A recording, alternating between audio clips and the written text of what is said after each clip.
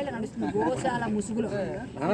Help for animal society అని పెట్టి దానిలో గో వధ జరుగుతోంది వేరే దగ్గర. ఇది స్టాక్ పాయింట్ అట, అంటే ఇక్కడ స్టాక్ పెట్టి ఇక్కడ నుంచి ఇరికిచ్చి తీసుకెళ్ళిపోతుంది. మనం ఇప్పుడు 115 లెక్క పెట్టాం అక్కడ.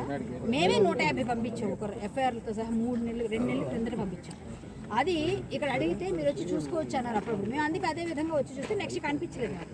ఇదే తేడా ఉందనుకున్నా. ఈ రోజు నక్కపాలెం దగ్గర ఇదే వ్యాన్, ఒకటి పెద్ద వ్యాన్ పట్టుకుని, ఇప్పుడు వెళ్ళిపోయిన వ్యాను, ఆ వ్యాన్ పట్టుకుని మా గోరక్షకులు నాకు ఫోన్ చేయగానే సీఏ గారితో నేను మాట్లాడి సార్ ఎక్కడికైనా పంపించండి, ఈ కొత్త వాళ్ళు మాత్రం పంపిస్తే ఊరుకోండి సార్, మేము ధర్నా చేస్తాం, గోరక్షకులు అందరం వచ్చేస్తామని చెప్పాను. చెప్తే వెంటనే ఏమన్నారంటే ఏంటంటే బెదిరిస్తున్నారని. బెదిరించలేదు సార్, మా రైట్ సార్, అది మా రైట్. మా గోమాతను మేము కాపాడుకుంటాం, మేము చేసే హక్కు మాకు ఉంది, శాంతియుతంగా మేము ధర్నా చేస్తాం, మాకు అనుమానం ఉంది, అనుమానం క్లియర్ చేసుకుంటామని అడిగాను.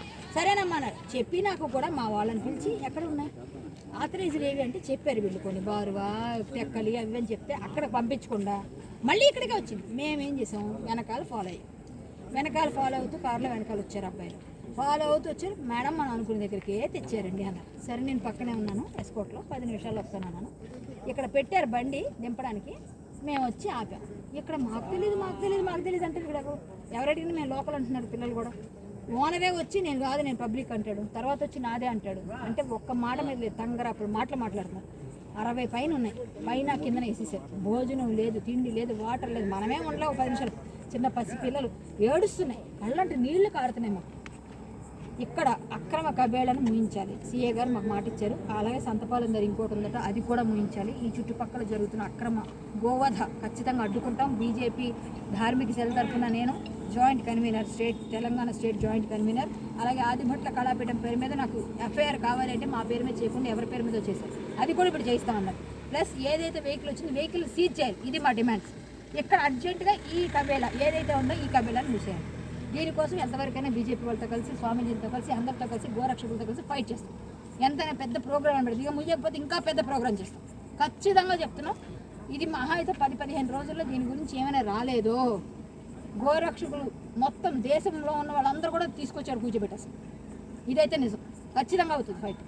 మేము మినిస్టర్స్కి అందరికీ ఆల్రెడీ చెప్పాం, ఇక్కడ ముగించడానికి మేము కోర్టులు వేస్తాం, మినిస్టర్స్కి లెటర్స్ పెడతాం. ఇక్కడ ఉన్న ప్రతి ఒక్కరిని మేము కదుపుతాం. గోరక్షకులు అంటే అంత ఈజీగా ఉందా, గోమాత కంటే అంత ఈజీగా ఉందా? వ్యధవల్లారా, అడుక్కు తింటారు నా కొడకల్లారా ఒక్కొక్కరు. గోమాతను చంపిన వాడు ఎవ్వడైనా. మళ్ళా ఇదో దౌర్భాగ్యం ఏంటంటే హిందువులే ఆ కబేళాల్లో పనిచేయడం, హిందువులే చంపడం. మీరు కొంచెం ఇంగిత జ్ఞానం లేని వాళ్ళు ఉంటారు చూసారు, అందరూ హిందువులు కాదు. మాలాంటి స్పృహను కొంతమంది ఉన్నారు, పనికిరాని వాళ్ళు, చెత్త మొహాలు, చిపిచ్చి పళ్ళు, డబ్బుల కోసం అమ్ముడిపోయే వాళ్ళు. వాళ్ళ మేము హిందువులుగా మేము పరిగణలోకి తీసుకోకూడదు. గోమాతను చంపేవాటి నీ తల్లిని నువ్వు చంపుకున్నట్రా వెధవా, నీ అక్కని నీ చెల్లిని చంపినట్రా వెధవా.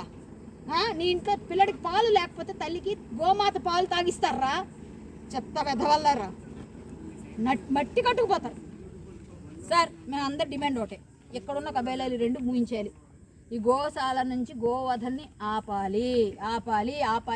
మా సీఏ గారికి ఇచ్చాము రిప్రజెంటేషన్. ఇక్కడ నేను శాంతియుతంగా చాలాసేపు కూర్చొని నేను ధర్నా చేశాను బయట నుంచి.